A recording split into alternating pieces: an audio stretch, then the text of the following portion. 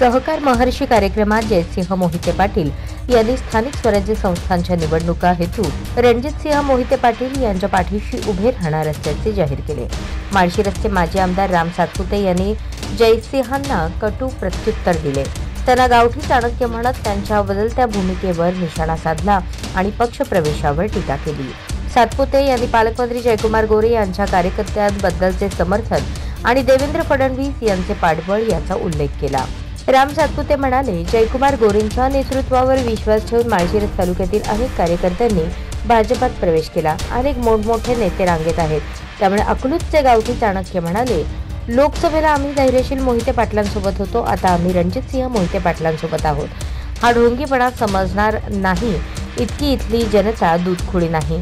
उत्तम जानकरांना आमदार करण्याचा शब्द दिला होता, तुम्ही अपक्ष किंवा तुतारीवर लढा, पण कमळ घ्यायचं नाही, असं जयसिंह मोहिते पाटील म्हणाले होते। आता म्हणतात कमळावर लढणं तर चालतंय, पण असं चालत नाही। लोकसभा निवडणुकीच्या वेळी ते म्हणाले होते की कोण देवेंद्र फडणवीस, त्यांना आम्ही ओळखत नाही, पण त्याच फडणवीसांच्या पायापाशी जाण्याची वेळ इथल्या कार्यकर्त्यांनी तुमच्यावर आणली, असा टोला सातपुते यांनी मोहिते पाटील यांना लगावला। मागील 5 वर्षात आपण 2 कोटींच्या आत काम टाकलेले एकही गाव नाही। आपल्या सोलापूर जिल्ह्याला न्याय देणारा एक नेता भेटला। पालकमंत्री म्हणून जयकुमार गोरे आपल्या पाठीशी ठामपणे उभे आहेत। कार्यकर्त्यांच्या पाठीशी नेता कसा असतो याचे उदाहरण माझ्या 7 वर्षांच्या राजकीय आयुष्यात कुठलं पाहिलं असेल तर ते गोरे आहेत, असंही सातपुते यांनी नमूद केले।